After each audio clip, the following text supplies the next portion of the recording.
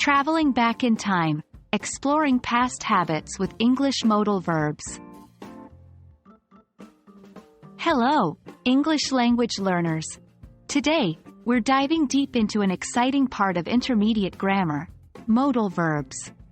More specifically, we'll focus on how these versatile verbs can be used to talk about habits and routines in the past. Are you ready to travel back in time? Let's jump right in.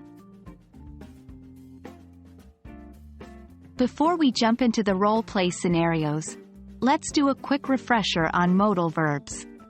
Modal verbs are special types of verbs that express necessity, possibility, permission, or ability. The modal verbs we'll be focusing on today are used to and would. Remember, used to is typically used to talk about past habits or states that no longer exist in the present. For example, I used to play football when I was a child. On the other hand, would can be used to talk about past habits or recurring events. However, be careful as it cannot be used to describe past states. For example, you can say, when I was a child, I would play football every weekend, but not, when I was a child, I would like football. Now, let's move on to the fun part, the role-play scenarios. Role-play is a fantastic way to practice these verbs because it gives you a chance to use them in real-life contexts. Imagine you and your partner are two old friends meeting after many years and reminiscing about your school days. We'll guide you through various scenarios where you can use used to and would to talk about your past habits, routines, and states. Let's dive into our scenarios.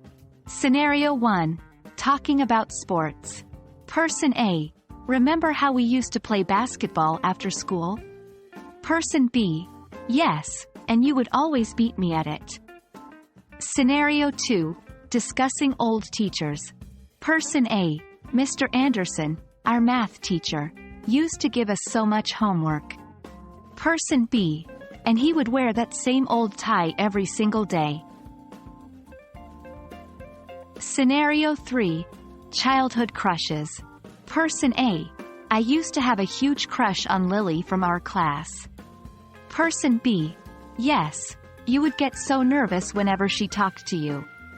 Feel free to adapt these scenarios to your liking or create new ones. Well, that's it for today's lesson. We've explored how to use used to and would to talk about past habits and routines through role-play scenarios. We hope you found this practice valuable and entertaining. Remember, practice makes perfect. Keep using these scenarios to help these modal verbs become second nature.